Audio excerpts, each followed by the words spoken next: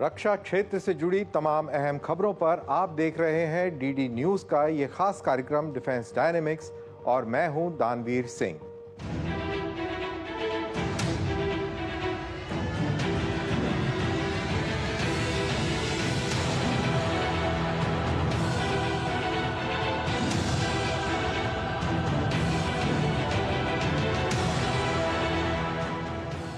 भारत ने scramjet engine का सफल ग्राउंड परीक्षण किया है। आज इस कार्यक्रम में हम आपको बताएंगे कि इस परीक्षण के क्या मायने हैं और ये ब्रह्मोस में उपयोग किए गए रैमजेट से कैसे अलग है। इसके साथ ही कार्यक्रम में HDW सबमरीन डील की महत्वता पर भी बात करेंगे। साथ ही बताएंगे कि क्वासी बैलिस्टिक मिसाइल प्रलय क्या है। रक्षा क्षेत्र से जुड़ी एक महत्वपूर्ण पहलू पर भी हम विस्तार से जानकारी देंगे। दरअसल world directory of military aircraft ने भारतीय वायुसेना को चीन की वायुसेना से ऊपर रखा है। आपको इस जानकारी को जरूर देखना चाहिए। हम आपके लिए दोनों देशों की वायुसेना का विश्लेषण करेंगे। अगले 30 मिनट में इन तमाम मुद्दों पर हम विस्तार से विश्लेषण करेंगे, लेकिन कार्यक्रम में आगे बढ़ने से पहले एक नजर डाल लेते हैं रक्षा क्षेत्र से जुड़ी सुर्खियों पर। डच रक्षा मंत्रालय के मुताबिक 23 जनवरी को रॉयल नीदरलैंड्स नेवी को अपने पहले 2 उन्नत Mark II landing craft utility प्राप्त हुए। इस्टोनिया स्थित मर्लिम रोबोटिक्स ने यूक्रेन के सशस्त्र बलों को थिमिस अनमैन्ड ग्राउंड व्हीकल की आपूर्ति करने का खुलासा किया है। तुर्की नौसेना अपने बढ़ते ऑपरेशनल टेम्पो को सपोर्ट देने और महत्वपूर्ण बुनियादी ढांचे की आवश्यकताओं को पूरा करने के लिए व्यापक परिवर्तन से गुजर रही है। तुर्की नौसेना द्वारा साझा की गई जानकारी के अनुसार सबसे महत्वपूर्ण परियोजना के तहत अक्ष नौसेना बेस पर नए पियर्स, जेटीज और अन्य तटीय सुविधाओं का निर्माण शामिल है। Hungary 172 KF-41 Linux infantry fighter vehicles और सपोर्ट व्हीकल्स खरीदने की योजना बना रहा है। जापान का रक्षा मंत्रालय Japan maritime self defence force के लिए MQ-9B सी गार्डियन रिमोटली पायलटेड एयरक्राफ्ट खरीदने के लिए जनरल एटॉमिक्स एरोनॉटिकल सिस्टम के साथ एक अनुबंध करने की तैयारी में है। भारत ने जो स्क्रैमजेट इंजन का 120 सेकंड का ये परीक्षण किया है, इसके क्या मायने हैं, इसकी क्या अहमियत है, इसको समझने के लिए हमको वीडियो वॉल पे एक नक्शे की मदद लेनी पड़ेगी। तो आइए ये मैं समझाने का आपको प्रयास करता हूँ। इसको समझाने के लिए हमने अमेरिका और चीन के बीच के डिस्टेंस को लिया है। दरअसल डिस्टेंस, टाइम और स्पेस को समझना बहुत ज़रूरी है, तभी आप इस परीक्षण की अहमियत समझ पाएंगे। दरअसल अमेरिका से चीन की दूरी तकरीबन 12,000 किलोमीटर की है और इस दूरी को अगर तय करना हो आपने हवाई जहाज के माध्यम से, तो तकरीबन 17 घंटे की फ्लाइट आपको लेनी पड़ेगी। तो 17 घंटे की फ्लाइट में आप अमेरिका से चलकर और बीजिंग में उतरेंगे। वहीं अगर स्क्रैमजेट क्रूज मिसाइल का इस्तेमाल किया जाए, जो मार्क 5 की स्पीड से अधिक की गति पर उड़ती है, तो वो सिर्फ मात्र 19 मिनट में ये पूरा डिस्टेंस कवर करेगी। तो इतनी जबरदस्त क्षमता भारत ने हासिल कर ली है कि अब वो इस प्रकार के इंजन का प्रयोग करके दुनिया की बेहतरीन और शक्तिशाली स्क्रैमजेट क्रूज मिसाइल्स बनाने में अब सक्षम है। Active cooled scramjet combustor engine का परीक्षण करने वाला भारत 5वां देश बन गया है। ये एक बेहद बड़ी उपलब्धि है और अगली पीढ़ी की क्रूज मिसाइलों के विकास में एक बड़ी छलांग है। इसके साथ ही भारत अब उन चुनिंदा देशों में शामिल हो गया है जिनके पास एक ट्रू ब्लू हाइपरसोनिक मिसाइल विकसित करने की तकनीक है। अब ये समझना होगा कि 120 सेकंड का ये ग्राउंड परीक्षण इतना महत्वपूर्ण क्यों है। दरअसल इस ग्राउंड रन के दौरान जिन तकनीकों में महारत हासिल की गई, वो एंडोथर्मिक फ्यूल और थर्मल बैरियर कोटिंग से संबंधित है।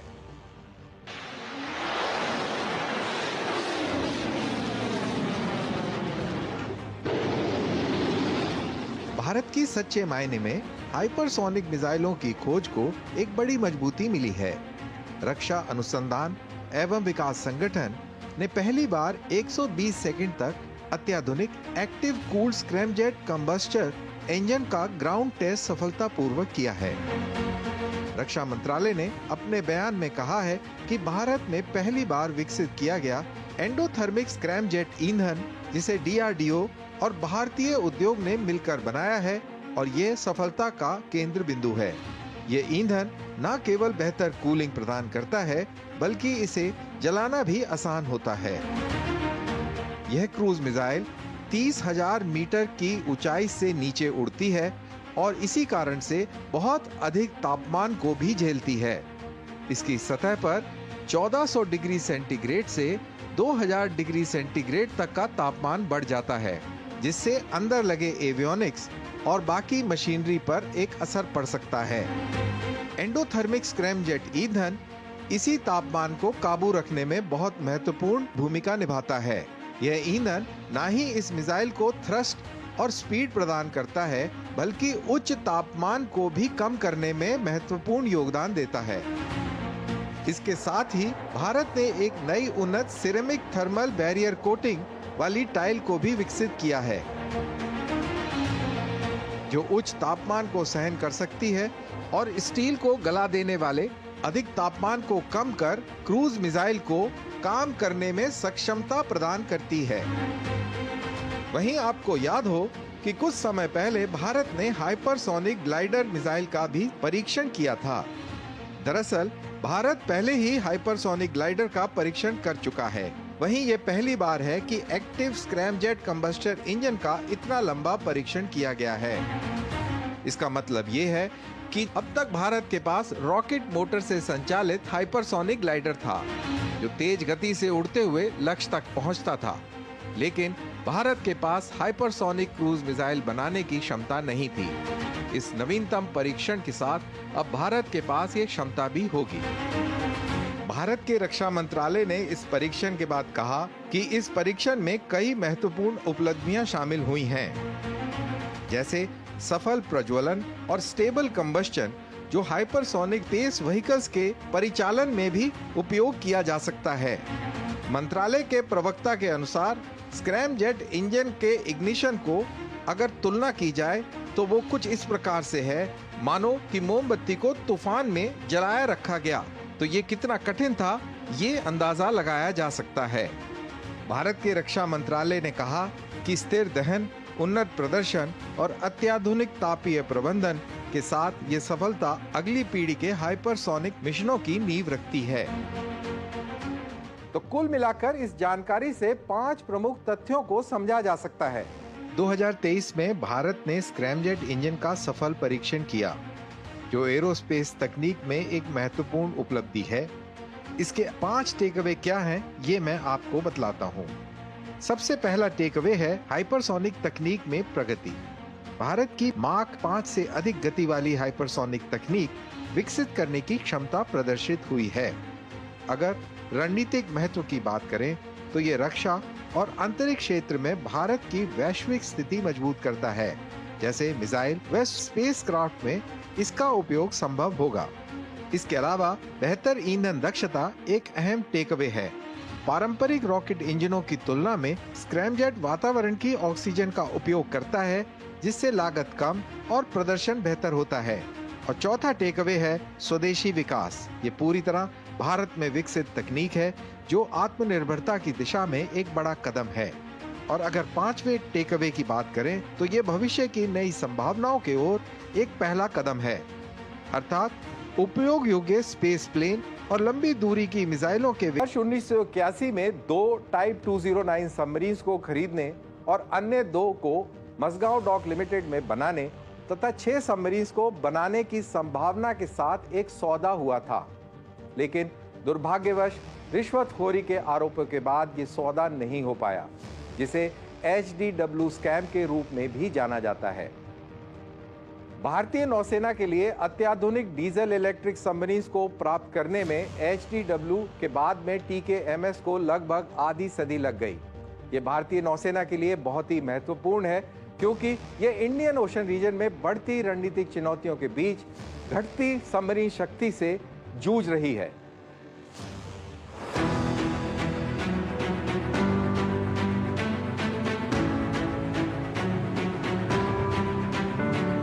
लगभग आधी सदी बाद जब भारत ने अपनी नौसेना के लिए जर्मन हवाल्ड्सविक ड्वेचे वेट टाइप 209 पनडुब्बियों को खरीदा और निर्माण किया, अब भारत ने एक नए युग की पनडुब्बी पेशकश को चयनित किया है जो परियोजना 75 इंडिया के तहत 6 स्वदेशी पनडुब्बियों की आवश्यकता को पूरा करेगी।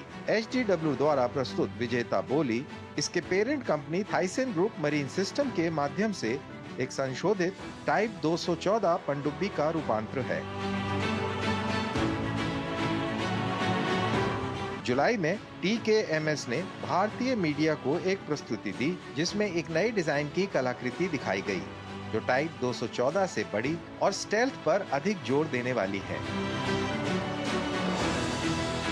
ये साझेदारी TKMS और भारतीय राज्य स्वामित्व वाली शिप बिल्डर मझगांव डॉक लिमिटेड के बीच है। MDL वही कंपनी है जिसने 1980 के दशक में भारतीय नौसेना के लिए टाइप 209 पनडुब्बियों के निर्माण का काम किया था, जिन्हें भारतीय नौसेना में शिशुमार क्लास के नाम से जाना जाता है। आज भी ये चारों शिशुमार क्लास पनडुब्बियां सक्रिय सेवा में हैं। भारत सरकार का ये निर्णय खास हैरान करने वाला नहीं है। थाइसेन ग्रुप मरीन सिस्टम और मझगांव डॉक लिमिटेड की बोली ने स्पेन की नवाटिया और भारतीय निजी क्षेत्र की कंपनी L&T द्वारा S80 बनाने के जोखिम भरे प्रस्ताव को मात दी। हालांकि L&T और नवाटिया ने पिछले साल विरोध जताया था, जिसमें स्पेन सरकार का भी समर्थन था। इसके बाद एक भारतीय समिति का गठन किया गया ताकि चयन प्रक्रिया पारदर्शी और निष्पक्ष हो। समिति ने ये निष्कर्ष निकाला कि TKMS MDL के चयन में कोई भी असमानता नहीं थी। अब जब प्रतियोगिता समाप्त हो चुकी है तो भारत जर्मन साझेदारी ने तकनीकी परीक्षणों को पास कर लिया है और अब ये तकनीकी व्यावसायिक वार्ताओं के चरण में प्रवेश कर चुका है। इस डील का अनुमानित मूल्य 50,000 करोड़ रुपए से अधिक हो सकता है। परियोजना 75I की धीमी गति को देखते हुए ये देखना अभी बाकी है कि क्या व्यावसायिक वार्ताएं समय पर पूरी होती हैं। नई पनडुब्बी निर्माण लाइन MDL की स्कॉर्पियन कलावरी क्लास पनडुब्बी निर्माण लाइन के साथ स्थापित होगी, जिसने 2007 में 6 पनडुब्बियों का आदेश प्राप्त किया था और अब इनका निर्माण पूरा हो चुका है। भारत और जर्मनी के बीच MDL के साथ पुराने संबंधों में कई समस्याएं रही हैं। 1981 में टाइप 209 पनडुब्बियों की खरीद और अन्य 2 पनडुब्बियों के निर्माण की योजना जड़ से रुक गई थी। इसके बाद हुए घोटाले ने भारतीय नौसेना को भारी नुकसान पहुंचाया था। हालांकि बाद में आरोपों को खत्म किया गया और जर्मन कंपनी को भारत में व्यापार करने की अनुमति मिल गई। भारत की नौसेना को अपनी पनडुब्बी शक्ति को आधुनिक बनाने की बेहद आवश्यकता है। वर्तमान में भारत की नौसेना कई पुरानी पनडुब्बियों का संचालन कर रही है, जिसमें रूस की किलो क्लास और जर्मनी की HDW टाइप 209 शामिल है। जबकि परियोजना 75 के तहत 6 नई स्कॉर्पियन क्लास पनडुब्बियां हैं। इनकी डिलीवरी में देरी और सीमित संख्या के कारण एक महत्वपूर्ण अंतर बना हुआ है। चीन और पाकिस्तान दोनों अपनी पनडुब्बी क्षमता को बढ़ा रहे हैं। चीन ने आधुनिक पनडुब्बियों का निर्माण शुरू कर दिया है, जिसमें परमाणु संचालित पनडुब्बियां भी शामिल हैं, जो हिंद महासागर के क्षेत्र में लंबे समय तक तैनात रह सकती हैं। पाकिस्तान भी चीन की मदद से अपनी पनडुब्बी क्षमताओं में सुधार कर रहा है। भारत का इस क्षेत्र में अपनी पनडुब्बी शक्ति को बढ़ाना बेहद महत्वपूर्ण हो गया है। भारत के पास फिलहाल 24 पनडुब्बियों की आवश्यकता है, लेकिन वर्तमान में उसके पास 20 से कम सक्रिय पनडुब्बियां हैं, जिसमें से कई अपनी सेवा समाप्ति की ओर बढ़ रही हैं। टाइप 214 पनडुब्बी में उन्नत एयर इंडिपेंडेंट प्रोपल्शन तकनीक है, जो इसकी पानी के नीचे क्षमता और स्टेल्थ को बढ़ाती है। इससे हिंद महासागर क्षेत्र में गुप्त निगरानी और लंबी अवधि तक गश्त करने के लिए आदर्श माना जा रहा है। 26 जनवरी 2025 को गणतंत्र दिवस परेड के दौरान भारत ने अपनी विभिन्न प्रकार की सैन्य सामग्री का प्रदर्शन किया। इसमें पहली स्वदेशी रूप से निर्मित छोटी दूरी की बैलिस्टिक मिसाइल प्रलय भी शामिल थी। ये सतह के स्तर पर मार करने वाली टैक्टिकल मिसाइल है और इसे रक्षा अनुसंधान एवं विकास संगठन DRDO द्वारा विकसित किया गया है। इस मिसाइल की मारक क्षमता 400 किलोमीटर से अधिक है। प्रलय भारत के ब्रह्मोस और प्रहार मिसाइल के शस्त्रागार में शामिल हो गई है।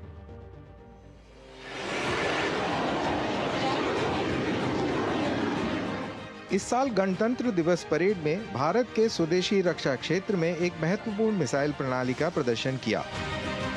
ये मिसाइल है प्रलय, जो भारतीय सेना और वायुसेना के लिए एक नई और शक्तिशाली प्रणाली के रूप में पेश की गई। प्रलय मिसाइल भारत की बैलिस्टिक मिसाइल क्षमता में एक नया अध्याय जोड़ता है, जो पारंपरिक हमलों के लिए पहली बैलिस्टिक मिसाइल होगी। प्रलय मिसाइल की रेंज 400 किलोमीटर है, जो भारतीय सेना के ब्रह्मोस और प्रहार जैसी मिसाइलों के साथ एक अतिरिक्त विकल्प प्रदान करती है, जिससे वह सीमा पार स्टैंड ऑफ मिसाइल हमले के लिए सक्षम होती है। ये मिसाइल लाइन ऑफ कंट्रोल और लाइन ऑफ एक्चुअल कंट्रोल दोनों पर तैनात की जा सकती है। 2023 में रक्षा अधिग्रहण परिषद ने 400 किलोमीटर रेंज वाली प्रलय रणनीतिक बैलिस्टिक मिसाइल की खरीद को मंजूरी दी। इसके साथ ही 1000 किलोमीटर रेंज वाली निर्भय लंबी दूरी की सबसोनिक लैंड क्रूज मिसाइल को भी मंजूरी दी गई, जो भारतीय सैन्य बलों को लंबी दूरी तक परंपरागत हमलों का विकल्प प्रदान करेगी। निर्भय मिसाइल का एक नया संस्करण, जिसे पिछले एक दशक से विकसित किया जा रहा था, हाल ही में उड़ान परीक्षणों से गुजर चुका है और ये इस साल सेना के लिए परीक्षणों के लिए तैयार है। भारतीय मीडिया के अनुसार एक नई रॉकेट फोर्स की योजना है, जिसमें इन सभी पारंपरिक मिसाइलों को एक छतरी के तहत लाया जाएगा। इसे एक ट्राई सर्विसेज संकल्प के रूप में देखा जा रहा है। प्रलय एक सतह से सतह तक मार करने वाली मिसाइल है, जिसकी रेंज लगभग 400 किलोमीटर की है और ये विभिन्न प्रकार के वॉरहेड्स का उपयोग करके अलग अलग लक्ष्यों को नष्ट करने में सक्षम है। इसे पहली बार दिसंबर 2021 में उड़ान परीक्षण के लिए तैयार किया गया, जिसमें 2 सफल परीक्षण भी किए गए थे। इस मिसाइल ने अपनी इच्छित क्वासी बैलिस्टिक ट्रेजेक्टरी का पालन किया और निर्दिष्ट लक्ष्य को उच्च सटीकता के साथ प्राप्त किया, जिससे इसके नियंत्रण, मार्गदर्शन और मिशन एल्गोरिथम की पुष्टि हुई। प्रलय मिसाइल को ठोस प्रक्षिप्त रॉकेट मोटर द्वारा संचालित किया जाता है, जिसमें 500 से 1000 किलोग्राम तक के पेलोड की क्षमता है। मिसाइल की मार्गदर्शन प्रणाली में एक अत्याधुनिक नेविगेशन सिस्टम और एकीकृत एवियोनिक्स शामिल हैं। दिसंबर 2021 के दूसरे परीक्षण में प्रलय को भारी पेलोड और विभिन्न रेंज के लिए परीक्षण किया गया, जिससे इस हथियार की सटीकता और घातकता को साबित किया गया।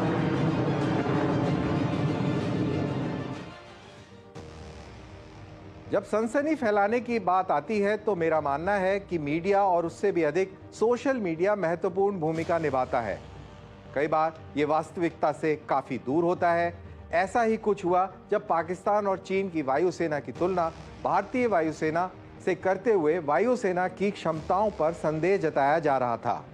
World directory of military aircraft वार्षिक रैंकिंग में एक फॉर्मूले का उपयोग करता है, जो विश्व की विभिन्न वायुसेनाओं की कुल लड़ाकू शक्ति से संबंधित मूल्यों को ध्यान में रखते हुए ट्रू वैल्यू रेटिंग्स देता है, जो प्रत्येक शक्ति को न केवल समग्र शक्ति के आधार पर बल्कि आधुनिकीकरण, लॉजिस्टिक सपोर्ट, आक्रमण और रक्षा क्षमताओं आदि के आधार पर भी अलग करने में मदद करता है। WDMA की वार्षिक रैंकिंग एक सूत्र का उपयोग करती है, जो दुनिया की विभिन्न वायु सेनाओं की कुल लड़ाकू शक्ति से संबंधित मूल्यों को ध्यान में रखता है।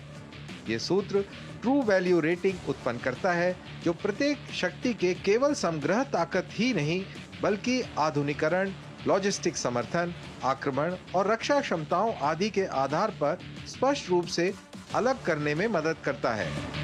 इस तरह किसी शक्ति का आकलन केवल उसके कुल विमान संख्या के आधार पर नहीं किया जाता, बल्कि इसकी गुणवत्ता और समग्र सूची मिश्रण पर भी किया जाता है। उन श्रेणियों को अधिक वरीयत दी जाती है जिन्हें कुछ शक्तियां आमतौर पर नजरअंदाज कर देती हैं, जैसे special mission, strategic bomber force, close air support और परीक्षण यूनिट्स। इसके अलावा स्थानीय एरो इंडस्ट्री क्षमताएं, सूची संतुलन और बल के अनुभव पर भी ध्यान केंद्रित किया जाता है।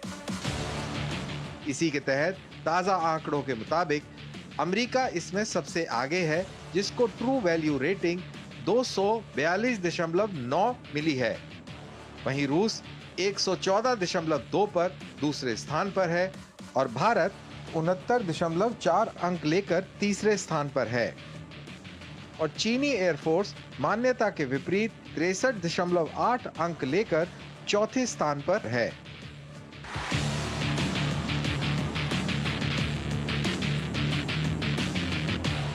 भारतीय वायुसेना और चीनी वायुसेना, जिसे आधिकारिक रूप से पीपल्स लिबरेशन आर्मी एयरफोर्स यानी PLAAF कहा जाता है, के बीच तुलना रणनीतिक दृष्टिकोण से बेहद महत्वपूर्ण है। दोनों देश वैश्विक शक्तियों के रूप में उभर रहे हैं और उनकी वायुसेनाएं उनके सैन्य सामर्थ्य को परिभाषित करने में एक अहम भूमिका निभाती हैं। आइए इस तुलना को क्षमता, प्रौद्योगिकी, सिद्धांत और रणनीतिक पहुंच के दृष्टिकोण से समझते हैं। चीनी वायुसेना एशिया की सबसे बड़ी और दुनिया की तीसरी सबसे बड़ी वायुसेना है, जिसमें 2000 से अधिक लड़ाकू विमान हैं, जिनमें J-20 स्टेल्थ फाइटर और Su-35 जैसे आधुनिक विमान भी शामिल हैं। दूसरी ओर भारतीय वायुसेना, जो लगभग 1700 विमान के साथ चौथी सबसे बड़ी वायुसेना है, गुणवत्ता और मात्रा के बीच संतुलन बनाए रखने पर ध्यान केंद्रित करती है। भारत के बेड़े में राफेल, सुखोई 30 MKI और तेजस जैसे अत्याधुनिक विमान शामिल हैं, जबकि चीन अपने स्वदेशी प्लेटफॉर्म्स जैसे J सीरीज फाइटर्स पर अधिक निर्भर है। जबकि चीन की संख्यात्मक श्रेष्ठता स्पष्ट है, भारत पायलटों की गुणवत्ता, कठोर परीक्षण और युद्ध अनुभव अक्सर इंडियन एयरफोर्स को ऑपरेशनल बढ़त देते हैं। भारत की रणनीतिक साझेदारी जैसे अमेरिका, फ्रांस और इजराइल के साथ इसके रक्षा क्षमताओं को मजबूत करती हैं। राफेल, अपाचे हेलीकॉप्टर और उन्नत रेडार जैसे प्लेटफॉर्म्स की खरीद इसके सहयोग को दर्शाती है। साथ ही क्वाड साझेदारी भी भारत की रणनीतिक स्थिति को सशक्त बनाती है। चीन दूसरी ओर अपनी स्वदेशी क्षमताओं और रूस जैसे देश के साथ साझेदारी पर अधिक निर्भर है। हालांकि दक्षिण चीन सागर और वास्तविक नियंत्रण रेखा पर इसकी आक्रामक नीतियों ने क्षेत्रीय तनाव को बढ़ा दिया है। हालांकि PLAAF संख्याओं और तेजी से आधुनिकीकरण में इंडियन एयरफोर्स से कहीं आगे है। इंडियन एयरफोर्स की ताकत उसकी अनुकूलनशीलता, श्रेष्ठ परीक्षण और ऑपरेशनल अनुभव में निहित है।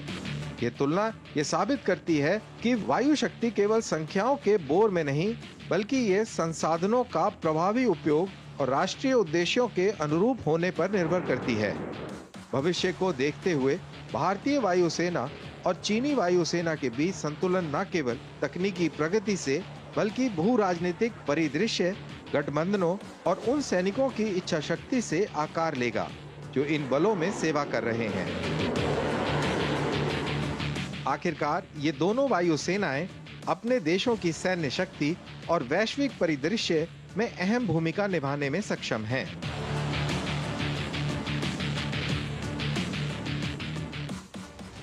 इसी के साथ डिफेंस डायनेमिक्स के इस खास कार्यक्रम में इतना ही। आप अपनी राय हमें सोशल मीडिया के माध्यम से #DD with दानवीर लिखकर भेज सकते हैं। अगले हफ्ते रक्षा क्षेत्र से जुड़ी कई अन्य अहम खबरों के साथ हम फिर से हाजिर होंगे। फिलहाल मुझे दीजिए आज्ञा। जय हिंद।